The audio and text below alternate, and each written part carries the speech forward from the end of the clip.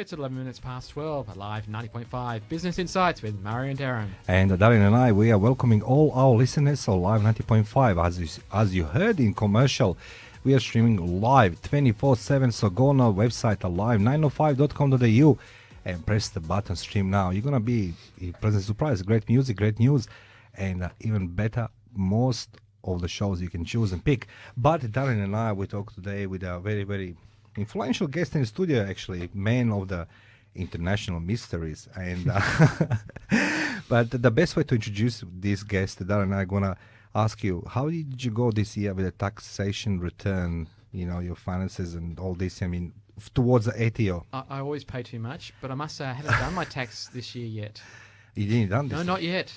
I'm one of those who leaves it to like the 30th or the 31st of October. You just get it. I'll done be in for the about presents few hours. for the Christmas. The money comes. Well, no, just a deadline as well. I mean, not having a company or anything, so yeah. just personal deadline. I do believe it's still the 31st of October, so it's months away. Months away, yeah. Well, Yeah. Did you hear yesterday, actually, they erected a Christmas tree in the Queen Victoria building? Also, we're going to celebrate Christmas before we pay our tax. My God. Yes. Well, before we get paid our tax. Oh, I don't know. That I'm is getting true. confused now. Yeah. Well, that's true. Like, I think we have that confusing 6 months due to COVID, and we are our lives have been a little bit shuffled. But you're listening online 90.5 Business Insights with Mari and Darren. And we are always glad to bring the guest in studio who can give you the tips, insights, and empower you from the first hand. Same goes today with our guest, who is deeply breathing. He doesn't know what's going to answer. But I'm going to introduce him by reading his bio, Darren, quickly. Leo Colgar is a public accountant, not yet accountant. It's a different accountant. You're going to love him because he's going to help your business in a different way. And tax advisor who has been working in the field of work since 2004. He holds a Master Commerce Accounting degree from University of Wales, University of Wales, and it's member of several associations. He's a founder of Bright Accounting, which is a promising name, Bright Accounting, and a taxation service that has been operating the Hills District with a team of 4 since 2013. Leo and his team are specialized in small business accounting, automation, as well as tax compliance in the last 7 years. You know what that is, Darren, compliance? Tax compliance. It means keeping the tax office happy? Sort of The like... tax commissioner happy? No, this is like with my boxing coach, Maida Ronan, says to me, Mario, dance. I'm dancing. Then when I finish, he screams on me, and I try to fix myself, and I can't fix myself, so I need to call somebody to fix my dad, Ronan, my coach, which it's not possible. So we have our guest in studio who actually fight ATO when it's come to compliance. So tax coach, you're saying? Well, we're going to discover this. Well, let's go welcome to our guest in studio, Leo. Welcome to the align90.5.com.au. To all our listeners, our Facebook page, Business Insights with Mario and Darren. You can see our guest, Leo Colgar, in the studio, and you can ask him questions as well. Leo, welcome once again. Thank you, Mario. Thank you, Darren. Thanks for having me today. Yes. Yes, you're surprised. You can talk now, huh? I can talk. Look, Darren, Leo and I spoke on the phone past few days, and I told him, just be natural. Don't worry, you're on radio. A couple million people listen to you. We always discover your voice here on Live 90.5. So, Leo, for our listeners, it's a custom, instead of we just reading your entire bio, because it looks like an employment, interview. So this is the resume. But who is a Leo Colgar? That was fantastic answer. Yeah. So we'll take a short break. I was born in Turkey, and then I've been living in Australia for almost 19 years. And I started my career in Istanbul in KPMG, actually, as an accounting auditor. I started, and I stayed Sorry, there. where did you start? In Istanbul. Istanbul. Yeah. Wow. Yeah. So you talk about Turkey. Yeah, like I started my accounting and finance career in Turkey as an accounting auditor in KPMG, which is one of the first top 4 audit and accounting firms in the world currently, even now. Yeah. And then I took I took financial controlling roles in several international companies before I came to Australia. And then I came here, had my master's degree, and then started my career in public accounting. It's a kind of a career change, of course, but that was really exciting, and I have been working in this field of work since 2004. I worked in a small accounting firm until I got my license in 2013. And then since that time, I have been running my own small business in the hills area mainly, with a small team. And yeah, that's briefly who I am. First question, I know it's off the record, nobody listening to this. Sure.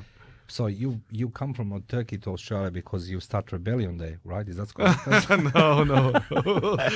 So I'm just a joke. Yeah, So what prompts you to come to take that big step, the leap of faith? You know what I mean? Because Turkey is not close to Australia, same as not in Croatia, but you know we come from different. What prompts you to come from Turkey to Australia? Yeah. Yes, lifestyle. Big question. It's $1 million question, but it was a sun. It was everything. A beach, or is more freedom? Well, let's that's say right. That, yes. Freedom of speech, Yes. Political reasons. Yeah. It's a combination of all these, you know. Yeah. Otherwise, like, I didn't have any financial problem there. I was doing well. Yeah. But in terms of the direction that the country was going, I saw it. It's coming. Yeah, it's coming. See, Darren and I, we always, you know, we have the discussion, you know, apart of the radio. So, like, you know, we can talk about our heritage. You know, he's Australian, I'm Croatian. And I always come to one thing in Australia, people don't know how lucky they are, you know, in reality. You know what I mean? Look, I'm not personally happy because I can travel now, Bora Bora, Maldives and all this, but it's okay, it's going to come.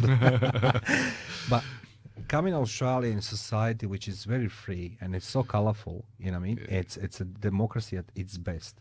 And, you know what I mean, this is what I like it as well. So I understand, you know what I mean, that, you know, there's a, you know, when you go as a tourist, you know, Darren, let's go say Turkey, you know, I mean, it's beautiful. Of course it is, you know what I mean, but that's a 10 days, you know, trip and you enjoy the resort and the custom, the food. Food and drinks, yeah. Drinks, yeah, you know, absolutely. people love this thing. History, like lots of history. Like it's for us, 200-300 years are new. Yeah. So the history for us starts from 1,000 years. So yeah, it's different. It's very good as a tourist, but when you live there, there's a different definition of democracy and human rights and everything. Look, I remember as a kid, you know, when we were growing up, the part of Croatia, good part of Croatia was the Ottoman Empire. For 500 years, you know what I mean? Let me understand. So it's a lot of cultural effect, you know what I mean, in society, and I mean the food and, you know, some customs and everything else. But one thing with the Turkey was like, it was like always the ruler of one. And, you know what I mean? But, you know what I mean, exotics about Turkey, it's a beautiful, you know what I mean? So you come 2000 and? To February 2002. First class? No, of course not. Look, I just asking because, you know, I don't know, how did you come? So what was your first impression when you come to Australia? Oh, yeah, as you said, the overall freedom was quite impressive. Freedom in every stage of life. Yeah, absolutely. So you have the opportunity to say anything you like. Yeah. Like, I wouldn't be able to say any of those in Turkey. Like, if I was doing it in here, probably I would get arrested in 5 minutes, but not here. So that's... No, it is true. It is true. It is true. I'm not joking. And then that was number one thing that impressed me. I was watching John Howard on television, having his daily run in the morning, and people around, the ordinary members of public, were free to yell at him. And like, really, some of them were just saying good things, some of them were saying bad things. I was watching in horror on television, like, wow, like, that's Prime Minister, how is it possible? Isn't this interesting, Dar? Did you ever did you ever imagine that in another country you come to Prime Minister or the President and just come to him and say to him whatever you want? I can't imagine it, and I think anyone who's from Australian heritage really doesn't have the idea of how different it is in different countries and how free we actually are and all the things we take for granted. Yeah, look, I know I grew up in communism, and the one thing with the communism, when it comes to the security of the presidents, of the party leaders, as Saddam Hussein, that Kim Jong, it's a great example. He's always surrounded with the kids. And there's always reason why the kids are there, because, you know, nobody wants to, approach and do something bad, you know what I mean, terrorist attack or assassination to the person who's surrounded with the kids. So their times are changing. So you come in Australia, and there was the next step. That was what do you mean next thing? Like that was. Did you find a house? You were married, Oh, or yeah, you absolutely. I was robbed the bank? You Yeah, know what I mean, or what? yeah. What did you? I was married already at that Okay, time. yeah. And then we rented a house. Of course, started my degree in UNSW. The first place I lived was in Hillsdale in South Sydney. Yeah. Yeah, that was really nice to see all those beaches and everything. Just the distance, walking distance. Yeah. And I started to learn about Australian culture, like rugby, this, that. Like everyone was wearing Rabbitohs jerseys around the area, like Hillsdale, Marlborough. I was saying, like, what is Rabbitohs? Then started to learn. So it's interesting. And then found out, oh, it's a team. What team? Rugby. What is rugby? Yeah, we one by one. We learned everything. So who's your favourite team now? You've been here for 20 years, in or nearly terms 20 years. Because Rabbitohs was the first team I heard, so they always have a special place in my heart. So What's your one, Darren? What's your Darren? They gave Parramatta a thrashing last night, so... Are you Parramatta Yeah, I Eels? heard that. Aren't you Parramatta Eels? Correct. I knew it. Yeah, so the interview is stopping now, I think. No. It's gonna Look, I'm not a big fan of rugby. I'm not following every day, but I saw it on news. They trashed Parramatta. Look, I tell you That's something before we take a short break. You know, my Sure. first shock in Australia was, I was in different environment. I was coming with my ambassador, and exactly John Howard was the Prime Minister. And I know my ambassador's been called on, what's it called, the cricket ground in the Foxtel studio? Sydney Cricket Ground. Yes, it's the Hello Turf. Yeah. And for me, it was like, what these people doing all day on this sun, 40 degrees, you know what I mean? Don't you get the skin cancer? Like, and everybody was very happy, like, you know what I mean? Like, what these people doing here all day, you know what I mean? The cricket, I couldn't understand it. religion. Sorry? It's a religion, cricket. You know? Well, that's it. That's what I learned, you know what I mean? And then, I realized that people around me play the cricket, but then asked me, would you like to join? I said, listen, I'm not for this type of sport because, that's for me too much running and everything else. It's quite different competing. But we'll take a short break, Darren, now. Our guest in studio, Leo Colgar from Bright Accounting, and we'll take a short break. I come back. Tune in alive 905.com.au. You'll be glad you did it. Darren and I will waiting for you with our guest, and now come with more spicy questions.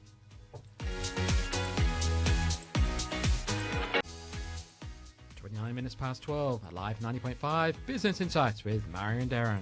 Well, thank you, Darren, very much. Our guest in studio, it is a man of the mysteries, the international mysteries, Leo Colgar. And Leo, before we took a break and heard some music and some promotion, we spoke about your journey from Turkey to Australia and how much, you embraced the culture and you start studying University in South Wales. And, we asked in the break, what was the next step? And then you said you couldn't find a job. Why was that there?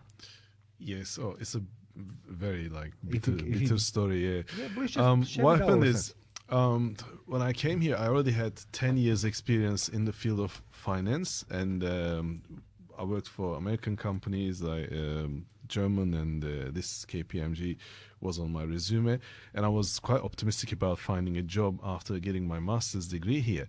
But it took me literally 2.5 years to find my public accounting job, and that was a big career change, I said in my previous session, because I first, of course, looked for a job in my own area, in finance-related areas like as management accountant, financial controller, this, that.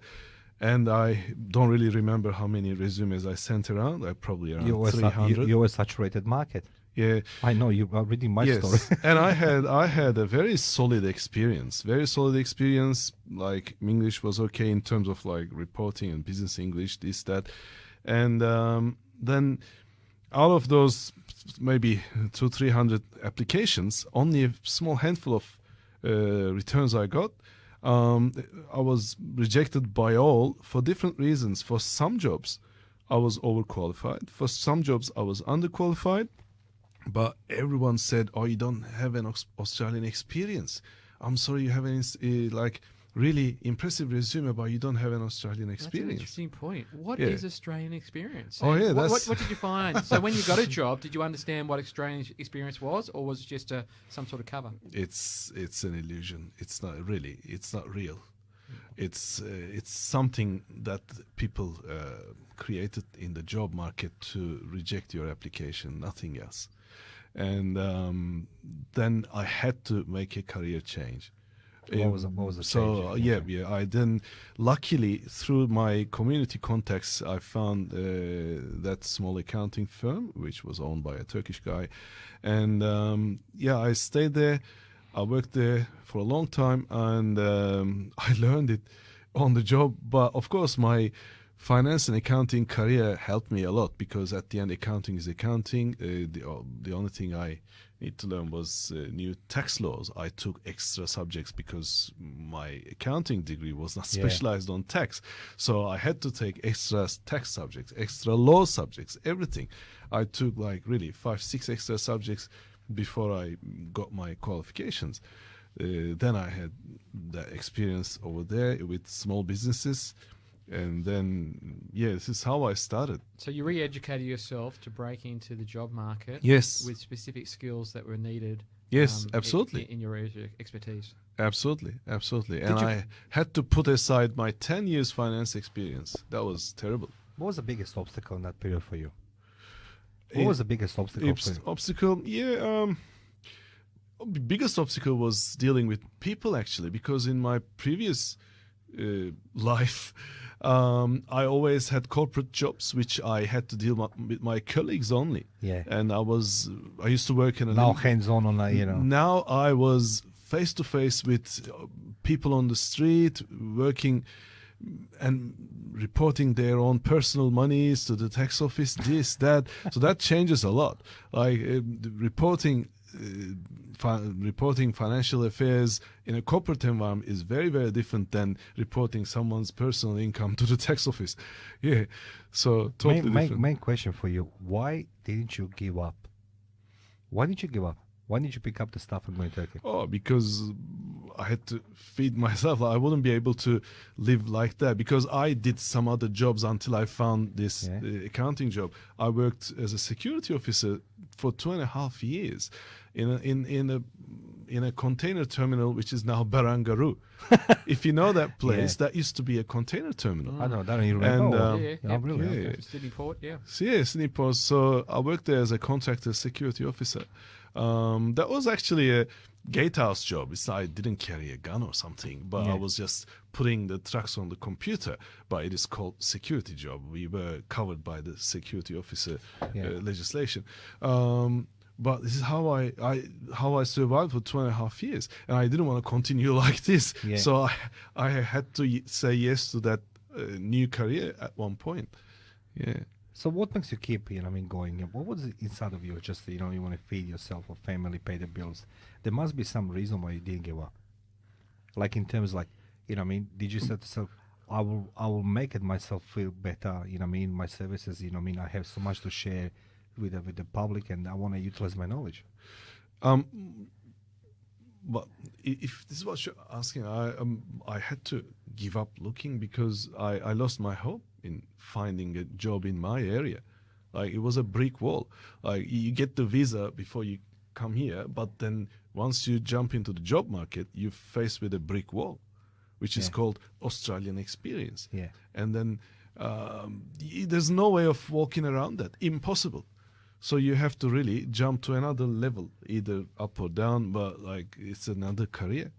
And you were studying, you got your extra subjects. Extra subjects. Then you become an accountant. Yes, I became a public accountant. I got my license in 2013, because that's the time that I was able to meet all those work requirements and study requirements and everything. And that was the day when you started your business? Yes. And how did you feel when you started a business? Did you say like, well, it was worth it? It was well worth it. It's because I came here as a mature age student anyway. So when I started my business, I was 43. Yeah. So I wanted to be able to make my own decisions, be independent, this, that. This is why I started my business. And it works in that respect, but it's very difficult. Very difficult, because I faced all the problems that all small businesses have. And then in terms of finding new clients, cash flow, this, that, making yourself a name in the market. So that was all new for me. That was the first time in my life I had to market myself. and I learned the importance of networking, collaboration, this, that. So can you imagine, like, even in the public accounting area here after 2004, I was still an employee. So I was still sitting in that office. I wasn't the one who sold the business. The other people, the owner was doing that. But now this time it was in my hand. I was the owner. There was no one to do that job for me. And then I had to first time join a chamber meeting and then introduce myself as the owner of my business, accountant, this, that. So that was a totally new world for me. Yeah. Darren, what do you think about this story? I was just casting my mind back, and you're talking about an Australian experience. Have you been able to give your international Turkish experience to people now you're in your own business? Or do you know what you now deliver, and is it a mold? Is it a meld of everything? Your prior experience prior to coming to Australia, your Australian experience, maybe quote that. What do you find now is the best part that you can share about Leo Colgar when you work in your business for your clients? Of course, I still use my old experience because those days gave me the working morals and ethics, and I like to work in a structure, and I'm a strong believer of compliance, and but I got it when I was working there. Those are the values I carried to Australia, and especially my experience in KPMG helped me a lot to develop my analytical thinking. And at the moment, the particular field of work I'm working mostly in that field, I use my my experience a lot in that respect. Yeah. You're listening to a live 9.5. I'm just thinking now something. Yes, Darren, please. I was just thinking, is it time for a break or time for this your is a thoughts? break because, like, I just have so many questions for you after the break. So, Darren, we are listening. A live 90.5 Business Insights with Mario and Darren. Stream online, www.live905.com.au. Jump onto Facebook or even give us a text, 0480 028 100. Tune in. You'll be glad you did it. 1:45, a live 90.5 Business Insights with Mario and Darren. Business Insights with Darin and Marin. With Darin and Mario, and thank you to all listeners, particularly sponsors of Line 90.5. Thank you for your generosity, and thank you for keeping this business station and this radio station alive. Your generosity and your kindness, it's more than welcome. So thank you to all our sponsors. Thank you to all listeners of Line 90.5 in Australia and abroad. And as Darin mentioned in the beginning, you can contact us in studio directly. It's just to go on our website, alive90.5.com, 905.com.au, and stream now, and you're going to see the number there. Darren, what's the number again for SMS? 0480 028 100. Yeah, and for me to read that number, I need to go turn myself, towards the other side. So it's going to stretch my muscles, my back muscles. But we are privileged to have today guest in studio, Leo Colgar, who shared with us his journey from Turkey to Australia, from one system to another, and not giving up on his dreams. So, Leo, you started business in 2013. Yes. Okay. So tell us the first day you started your business. How did you felt, and how did you develop that business across the years? It was not easy. Like, okay, okay, you didn't have money, that's for sure, right? Okay, nobody has the money when it starts a business. No, I didn't have money. Yeah, no, that. That's right. So, what kept you going? I some business coaches will think now I'm crazy, but no, I wasn't crazy. I just wanted to have my business. So when you have a desire, you go for it, and I'm like that. So I didn't hesitate to start it on external funds, basically. Yeah. Bank loans, this, that. So okay. Darren and I will have the better idea. We'll share with you later. I mean, we'll show you some tunnels to Reserve Bank of Australia. Okay. So that was the hardest part, of course. And then I started to build up a client base very slowly, one by one, because I didn't have any existing clients except a couple of my close relatives, then and very good friends, of course. But then real clients, total strangers, needed to know me first, because accounting is a kind of profession that you need to build trust to get someone to be your client. Otherwise, they won't come to you. It's not like buying a bottle of water from a retail shop. You don't need to know the guy who sells it. You just go there and buy it. But with accounting and taxation, people need to know the accountant and trust him. This, that. It's such a different field of work. It was hard, yeah. But I think I've done it. Dari, what do you think about this statement? You need to know accountant. Well, I was thinking about the idea of trust. Okay. And how you build that trust and respect that your clients want to refer you on to other clients to drive your business. What do you see as an important part of that trust and respect that your clients see in you? The way I treat my clients, I believe, works well for me because I'm a social person. I like to have a chat. I like to share stories, and I don't treat my clients as just simple banknote or the invoice, this, that. I like to talk to them, hear their stories, and I really enjoy sharing my stories with them as well. So I think that makes a difference. Yeah. How do you build trust, Darren? How do Question. you? Is this interview about me? Yeah, that's Oh, no. Darren Capes Tables Davis. are turned. A man I truly love to. This is the official But statement. we are talking to Leo I Colgar. love it. No, I love that Darren Capes Davis and winning his heart and winning Darren's emotions and the heart. It's the hardest part, I must say, because I'm witnessing this every day. However, once when you're with Darren, who's a very kind and generous man, you have his trust. So, I don't. You don't need to. Mario, Yeah. I give you a listening ear. Yes. And I want to hear what you have to share. Yes. I'll share with you. Yeah. Honestly. Yeah. Open heart. Yeah. With courage and vulnerability. Yes. And from that route, a great relationship will grow. That's correct. See, that's what Darren. See, that's how Darren and I bonding. You know what I mean? Because I know Darren for the few years now in the station, but I never dared to come across him. You know what I mean? And it's like myself. I don't think he's very distant, but he's like, he has his reasons why he's like, waits for people to come and talk to him. But, Darren, I just bought him 10 kilo jar of Nutella. That was it. I tied him up. I said, like, open your mouth, man. Now I need to put away. But trust is very important. So, Yes. I'm pretty sure Darren knows as well, like I do, starting business is very hard and, creating your own brand. Nobody doesn't know you. So Darren's question was a very valid. How do you build the trust? Before we take a short break, no, actually we have a few minutes. How did you brand yourself differently than anybody accountant? Because I know that accountants is like a car salespeople. No, seriously, like, because like, I changed 3 of them in the past before I met my current one. And he's a great man. And, but I didn't know nothing about accounting either. I was thinking myself, accounting is just a simple spreadsheet, but doesn't work that way.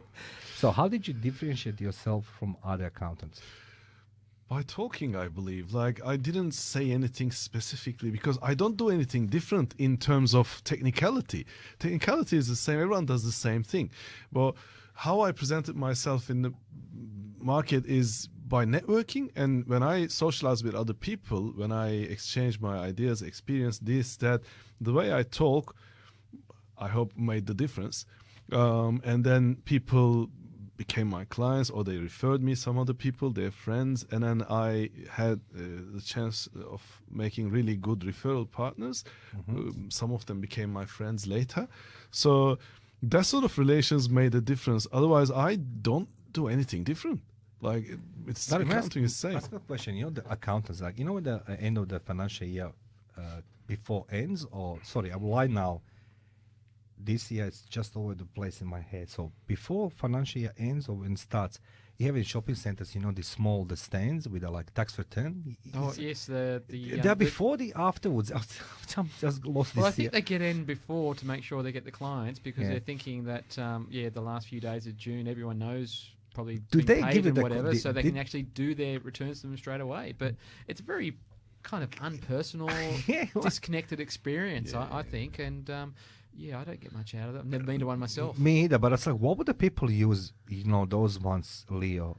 Shopping centers that come to your proper account. And this is like me. Well, my answer would be, sorry, Mario. Yes, my of course, answer would yeah, be that people don't know that someone like Leo is there waiting to have a chat and have a coffee with them and actually explore what they need as an accountant who's not just going to tick a few boxes and said sent on and you've got something from me, but not much. Not a That's a great good idea experience. because Not a great experience, not a great actual return in their pocket because of what you a answer good something. accountant knows. You answer something very important. There's no personal touch there in shopping centers. Look, if I didn't know better, I'm pretty sure I would use them as well. I didn't know this. Like I remember my very first tax return.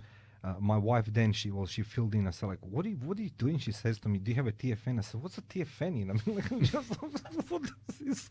She's like, but you're getting paid. I said like, yes I do, but we need to do the tax return. I said like, well, I go to this guy in a shopping center, right? And I done biggest mistake. That was my very first tax return, 2003.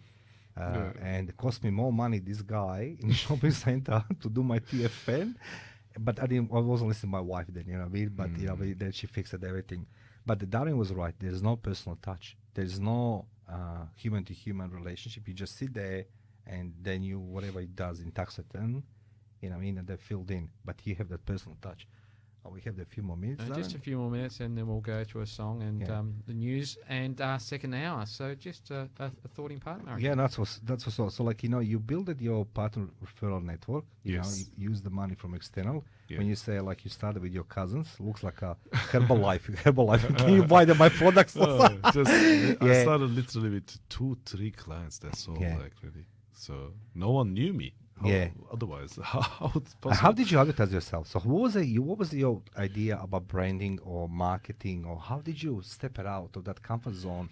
Because you bringing very, very important thing with you from Turkey. You work in a very large, very well-known international organization, globally known organization, and then you come in Australia, and then you are done hard yakka with what's it called, working in the graveyard.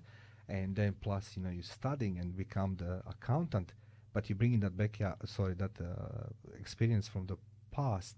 So how did you brand all this together? Did you hire somebody? No. If you knew Darren and I, we could advertise you.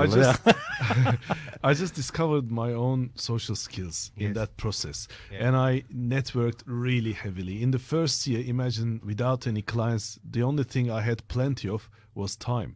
And then I signed up with almost every single networking group I found in the Hills area and in Hawkesbury, this, that. And I presented myself. I enjoyed having breakfast with them or lunch with them, this, that. And then we had really good chats and everything. And I told everyone my story, like saying, this is my business now. I do this. And it works. Yeah. I started same, just like make the remark on this one. Everybody who starts the business, first year, going to have plenty of time, which means a lot of coffee, which means you're going to have the higher cholesterol. You're listening live 90.5 Business Insights with Darren and Mario. We'll take a short break. Stay with us. You love this radio station. You love this show. Thank you for listening live 90.5 Business Insights with Mario and Darren. We'll be back after the news, which is at 1 p.m. Darren, and it's going to let you know. Stay with us. You'll be glad you did it.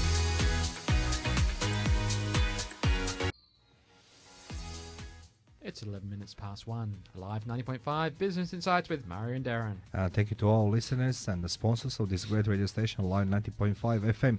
And thank you to all listeners for tuning in Australia and globally on Business Insights with Mario and Darren. We continue our conversation and interview with a man from international experience in accounting, finances, and how to build a proper business. Man who wasn't afraid to challenge the life and being successful in Australia as he was in Turkey. Our guest in studio, ladies and gentlemen, Leo Colgar from Bright Accounting and Taxation Services. Bright Accounting. Sorry, I need to. So, Leo, in the first part of the show, we introduce you to our listeners, to our audience, and it's a very powerful, moving story. And I truly believe that many of our listeners are going to be grab, some of those your empowering lines. Even was difficult for you. It's easy to say now you won, you're successful, but it took years before you come to a position where you are today. But after this, you have you launched the business, and now it's 17 years later, if I'm correct. No, 17 years later. No, 7 years later. When did you Which open one? the business? 7 years ago, in 7 years ago. 2013, yes. Yeah, So, I'll try to promote you more. So, like, No you know what I mean, worries. like, Thank to you. all listeners. Yeah. I'm just a little bit lying, you know. I mean, I did 10 years in 1 decade. 7 years later, but your life experience spanning more than 7 years, which is like a few decades now. But saying that, when we talk in this Business Radio Talk show, and that's like Darren and I have a different format. We don't want to be like always very, very serious. However, some questions are the very serious, and one of them is, why do we need personally or business-wise accountant like yourself? Yeah, good question. I know I created that especially- question. Especially on a day that, like, in an era that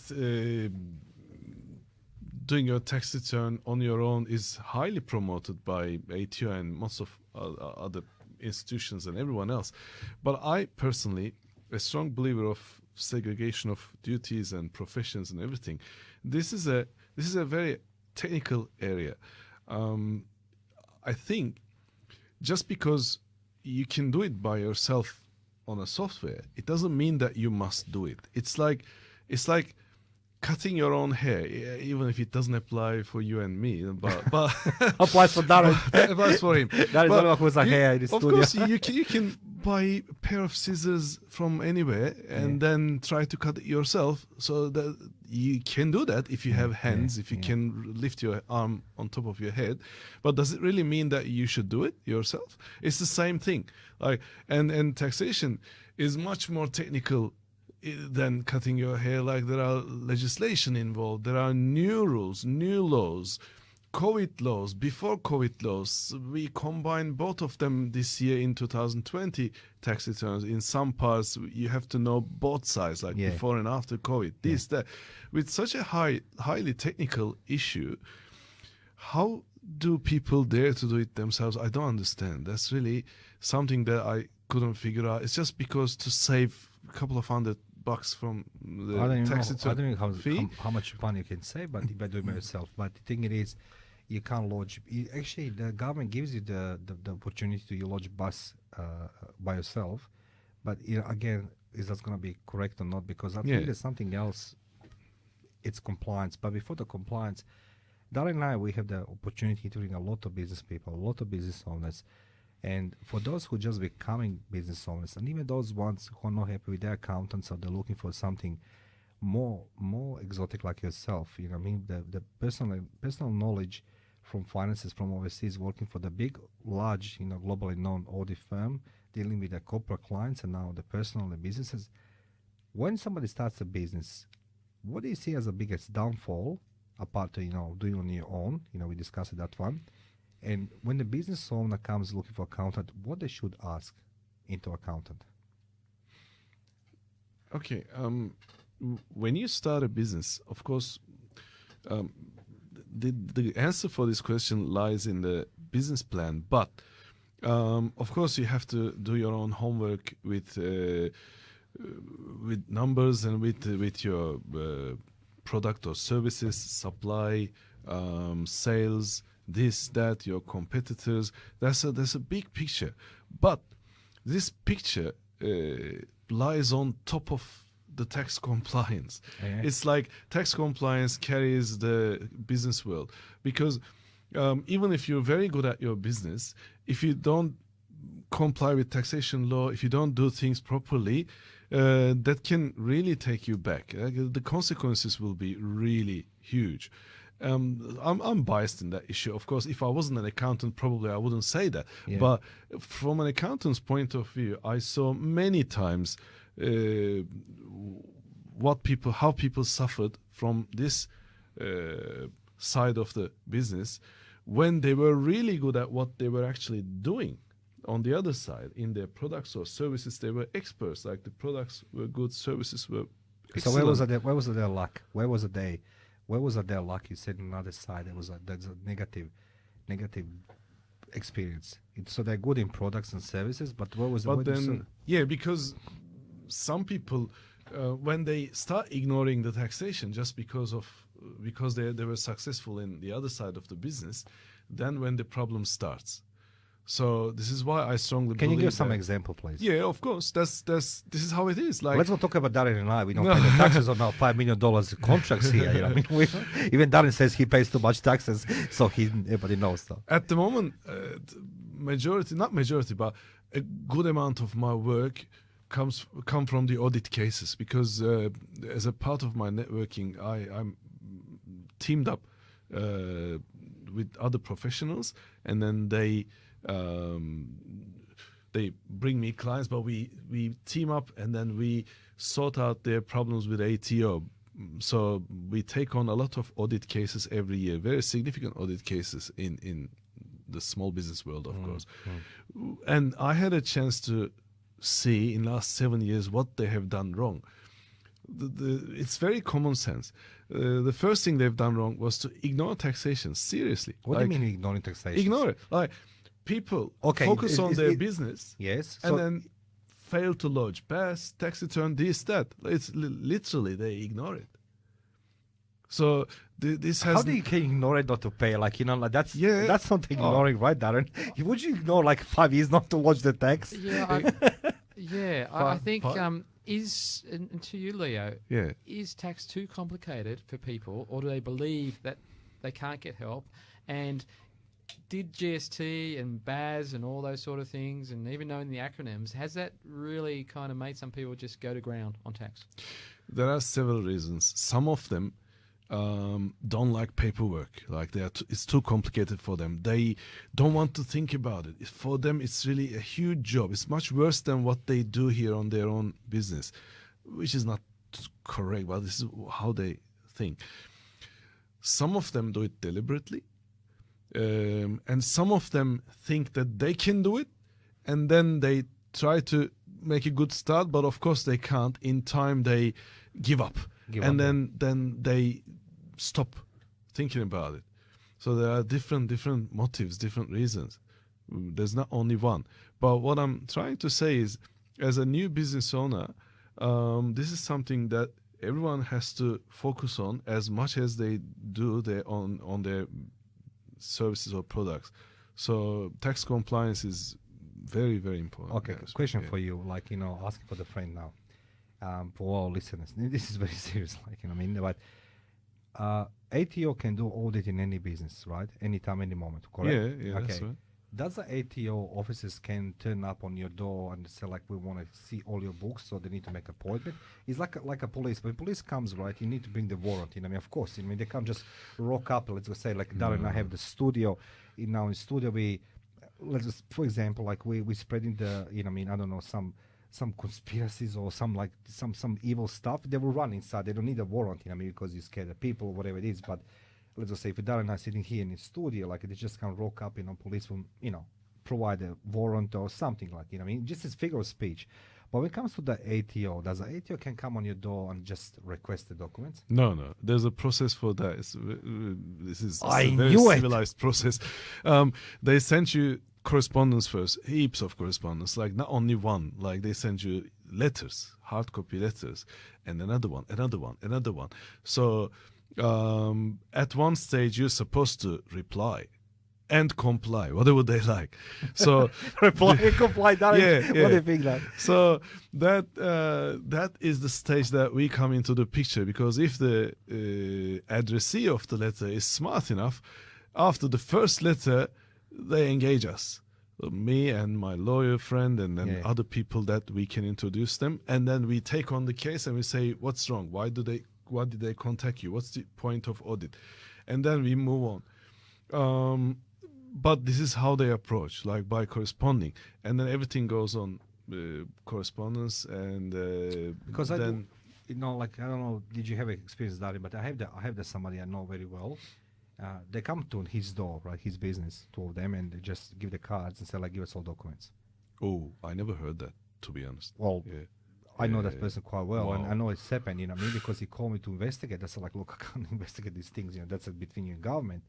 But, you know, he said this happened. So what's the compliance in terms of the business? What's the compliance, you know, definition? What businesses should be comply with? First of all, comply with that Income Tax Act and all other relevant acts. But practically, just simply keep your records regularly Yeah. and lodge whatever necessary. Like if you registered for GST, you must lodge BAS. If you have to lodge income tax return, Yeah. and you have to lodge some other things as well, like fringe benefit tax return, this, that. So, and ATO is allowed to take you to criminal court if you ignore all those correspondence. I have had those clients like this in the past. They ignored so much. The last letter they received was a subpoena from the court, like criminal court. And We then don't want to go to court then. we again ended up with a good result after we took on the case. Yeah. But can you imagine the horror they had when they opened the envelope and Subpoena for the court. subpoena for the court? So that was very rare. That was like only 1 or 2 cases, but all others we managed to interview before that comes to this stage. But that's the last resort for ATO because they can't reach you, because they even ring you if you keep ignoring the correspondence. They ring you many times and send you emails. They try everything. Well, I must say that, Yeah. that's very, very professional and genuine. But Yeah, you're listening yeah. live 90.5 with us in studio, Leo Colgar, who talks about tax compliance for the personal and particularly for the businesses. Stay with us. Alive 90.5 businesses with Mari and Darren. Darren, you have something to say? No? We're talking. Well, we'll take a short break. It's 1:23 p.m. on 28th of August. Spring is behind the corner, and we're gonna enjoy the continued conversation with Leo Colgar.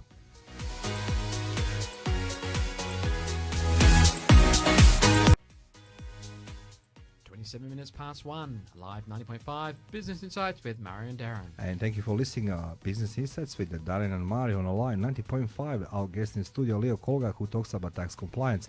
We don't know how to save much more money, but we know that we need to comply with the laws and legislations in Australia and the state-wise, and we're talking now about New South Wales. And Leo is kind enough to share some of his knowledge and how he operates, not on his own, but as well with a network of professionals, how to assist you. And before we took the break, Leo, you mentioned something very important, that people start very hard, then they forget, some people ignore. So tell us something, when we ignore and the ATO kind of switches, obviously it's going to be court and all these, criminal charges. How do you help those clients? First of all, we let ATO know that we are taking on the case, so we will be looking after the tax affairs from now on. Is that for ATO like a burden of the shoulder, like off when it's Something like this? Yeah, yes. We have the accountant exactly. now. Yeah, okay. So, Exactly. Yes. Otherwise, they will do the job. Yeah. So what we do is, in 90% of the cases, we do the books again from the beginning. Like if ATO is auditing you for 2018 and 19, for example, we say, and because how they audit is, they ask you questions like, what is this, what is that, bring us the books, this. So instead of trying to answer the questions based on your current books, we prefer to do them again. And if the client agrees, of course. But that's the safest way. We put everything aside, all what you did in the past. We just simply get the bank statements in our hands and all the other supporting documents, and then do the books again, and then present a proper set of financial statements and the tax return and whatever they like, BAS or fringe benefit tax, whatever they need.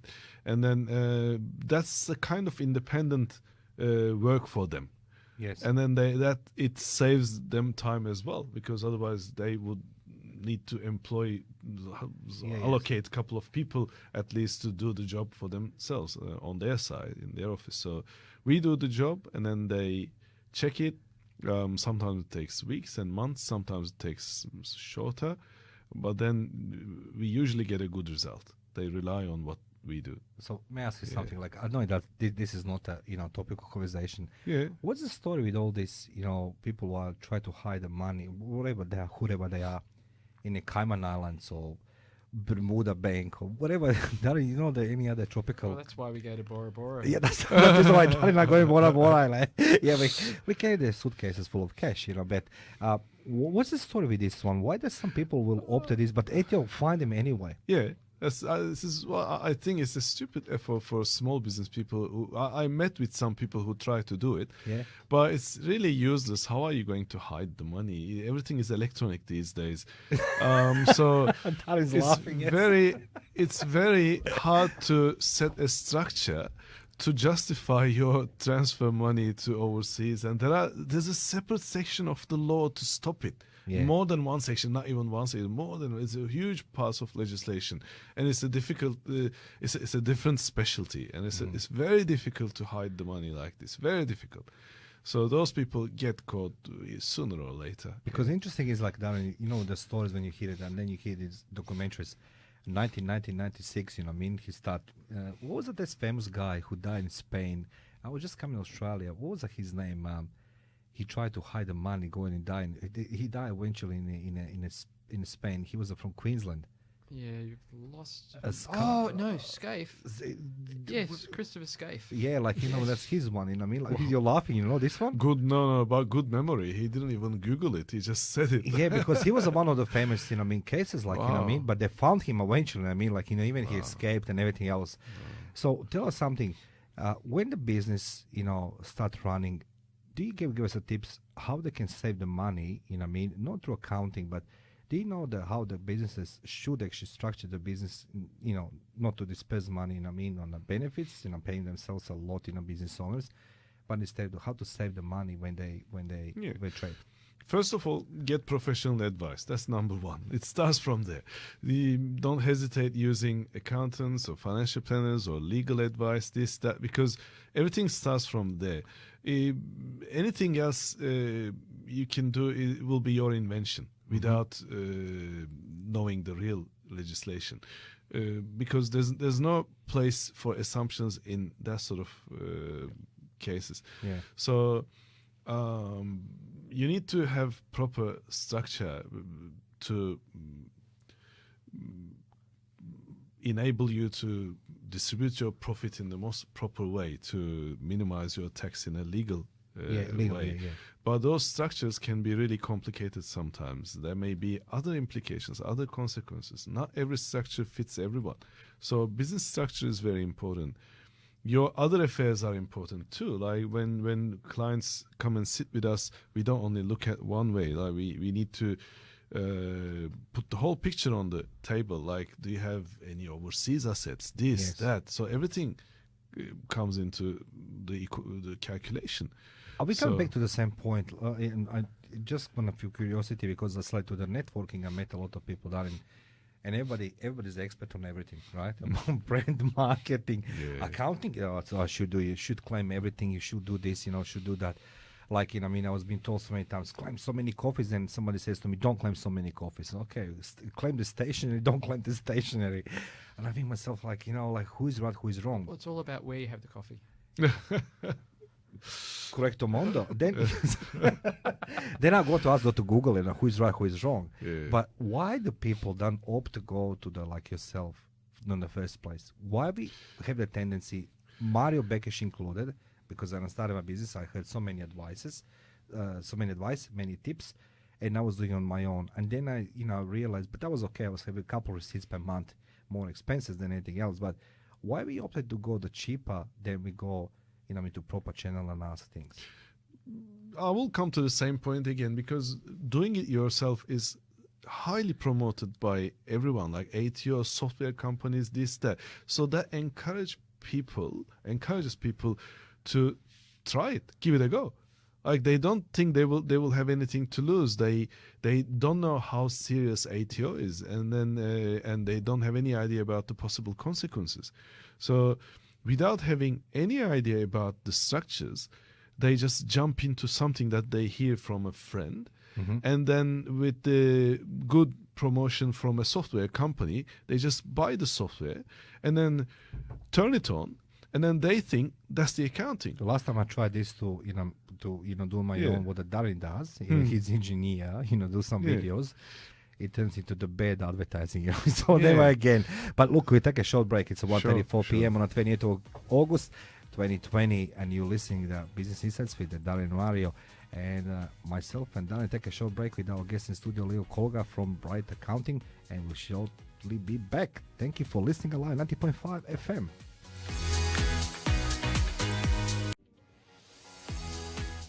20 minutes to 2, Alive 90.5, Business Insights with Mario and Darren. Thank you to all listeners online 90.5 Business Insights with Mario and Darren. And as Darren and I always stipulating in our show, this is not mainstream media. This is the local radio station with a voice for, this is your voice, and we are streaming globally 24/7 alive. And we are always privileged to have two guests in studio who speaks the facts, no opinions. Today is not exemption. Today it's a very, very unique person with us in studio who doesn't talk about taxes as a tax accountant, but he talks about compliances and where you should take care. Because after all, we all need to pay the taxes, and that's how the government pays the bills and build the hospitals and schools. But if you have the lack of understanding of the tax accounting and you fall into the loophole of the compliance, you're lucky, because today with us in studio is Leo Colgar from some company names. I don't know what name it is. Like, we're gonna him later. We're gonna tell this later. You wanted to read? No, we don't want to read your name. No Bright worries. Side Accounting, Bright Accounting.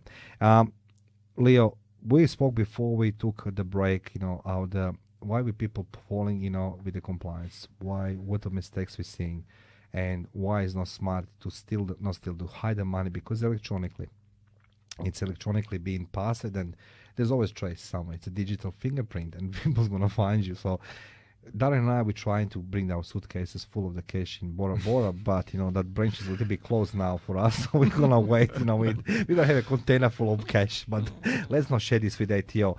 The point with this, Darren and I doing this voluntarily. We are not paid. Always we joking, we getting this money, but there are some extreme salaries in Australia. The extreme salaries. Can you just tell me, for my curiosity, let's go say if I'm on a $5 million salary in this registration, what would my tax be? Oh. Is that a hard question? No. Darren. Mario, Yes. what are you not sharing with me? Yes. No, I'm sorry, Darren. No, back to you. Back to you. Yeah, So let's go say Darren and I have each $5 million. Well, that's better.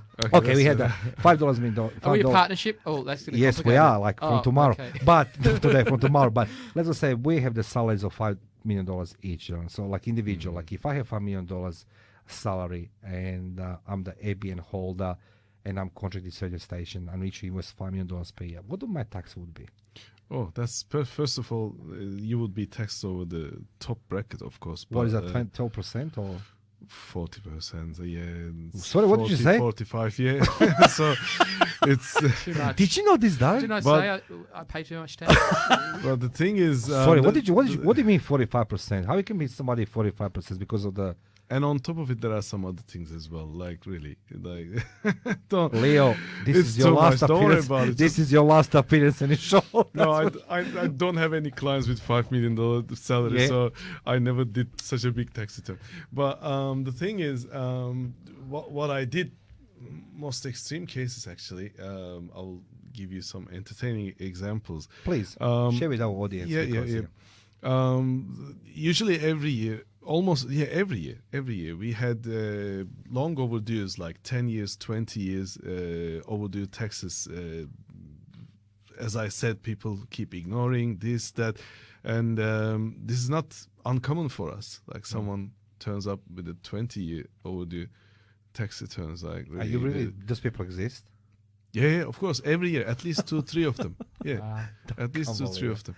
And then it's interesting for different reasons. Some of them ignore it, as I said. Some of them don't even know they had to do it. Like the latest client I took on like this lives overseas, and then he had a rental property here, but he has been living overseas for ages, like really too long.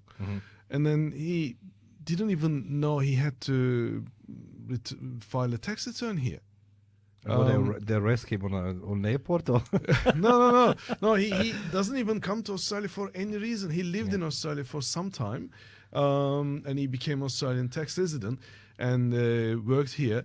And then he moved to the overseas country. And then, but when he was here, he lived in a place. He bought a place. He lived in there. But when he left, he didn't sell it. He put a tenant in there, and then he enjoyed the rental income for all those years.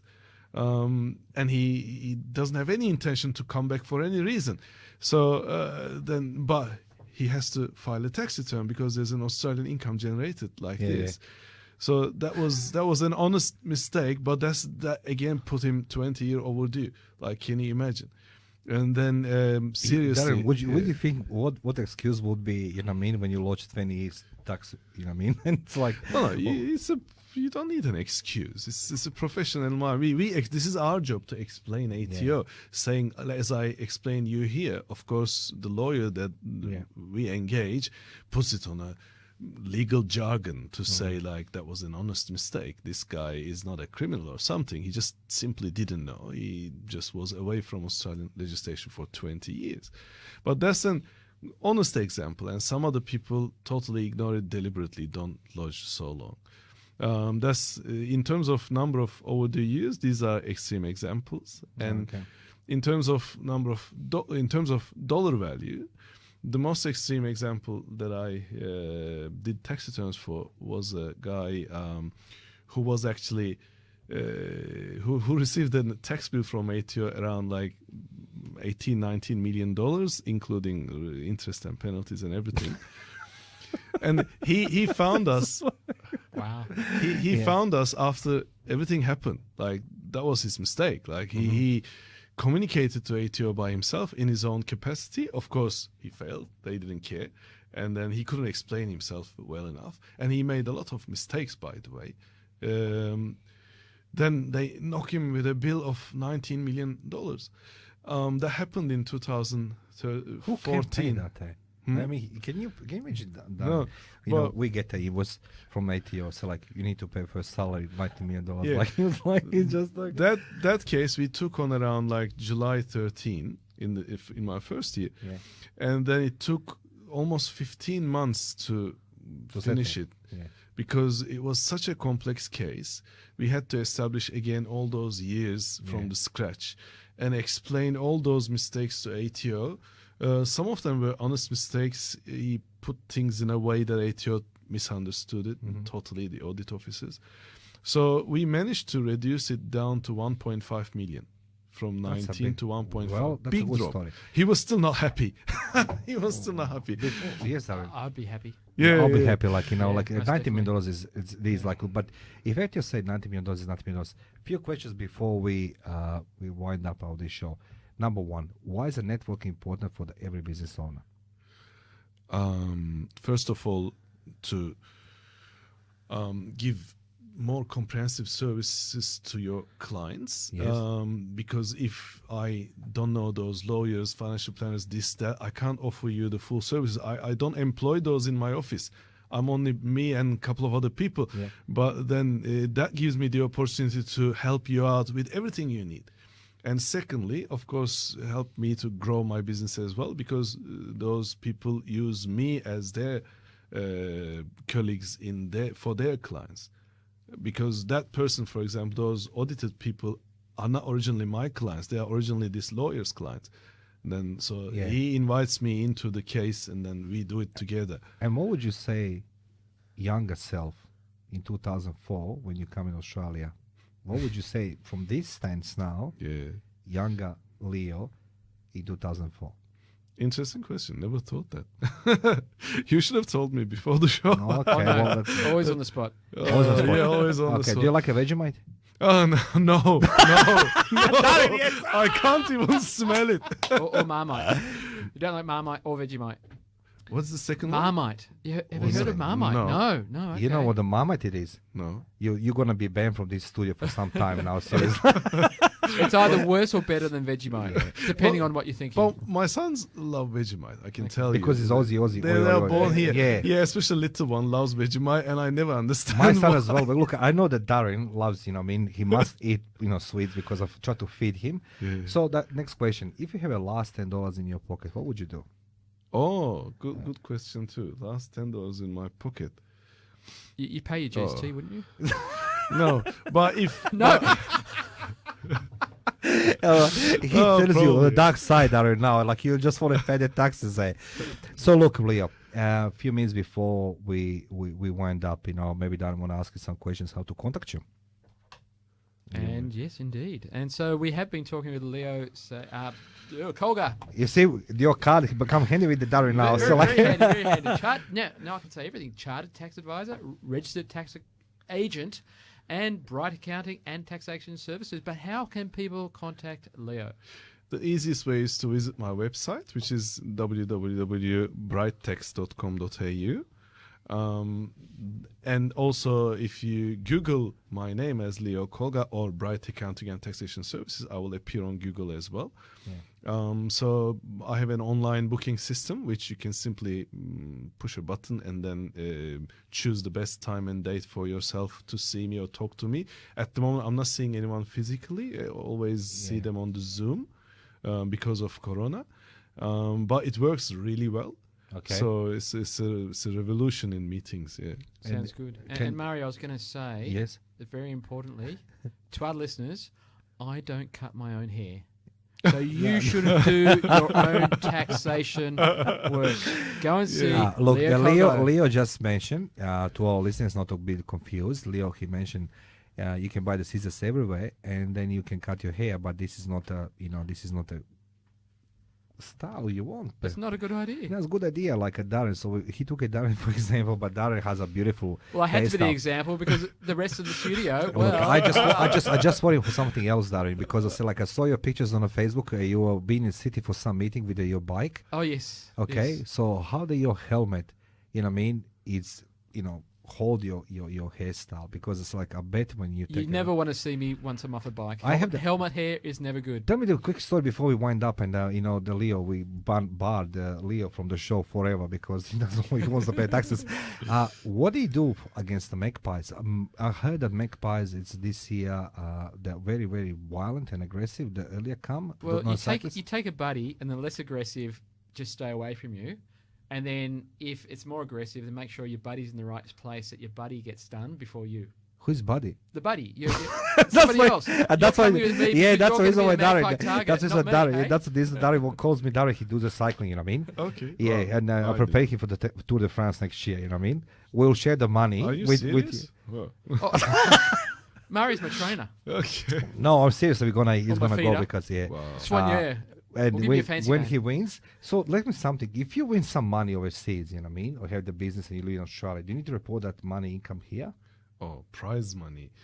Oh, it depends. No, I just say like- business. As I say, I opened the company, I don't know, in Turkey, right? Darren and I opened a new radio show in Turkey, me and Yeah. him.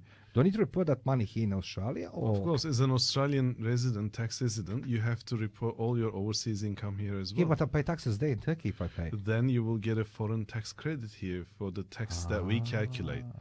So you only pay the difference between Australian tax rate and the foreign tax rate. If in Australia, if you're in a higher tax bracket, you Yeah. still have to pay tax for pay the gap. Yeah, Okay, so- we're gonna stay on a $5 million salary. So Leo, thank you for being our guest today. Leo from Bright Accounting. Everybody who's interested, how do you spell your name? Leo, L-E-E-E. Leo and the Colgar. Yeah, Leo Colgar. Thank you for And- being our guest today on Alive 90.5, Leo. We truly appreciate it, and thank you for sharing with us. To our listeners, you were listening another episode of the Business Insights with Mario and Darren. And today afternoon, you can go website alive905.com.au. There's going to be entire interview with our guest in studio, Leo Colgar from Bright Accounting, and you can draw some inspiration. And if you have more questions, you can hear how you can contact him. And Darren and I, we're wishing you an awesome weekend. It's going to be very warm this weekend. Have a great Darren. weekend, a lovely pre-spring weekend coming Yes. up. And straight after us, stay tuned for The Past, the Paul and Steve Show. And they've got some great music lined up for you on Alive 90.5. Hey, Darren, don't tell nobody that the taxes we're doing. You know, me, we'll not Oh, do oh, it. Well, I think we're signing off, Mary. We're signing off. We're signing off. Thanks, We're not going to guys. prison. Thank you, Leo. Thank you.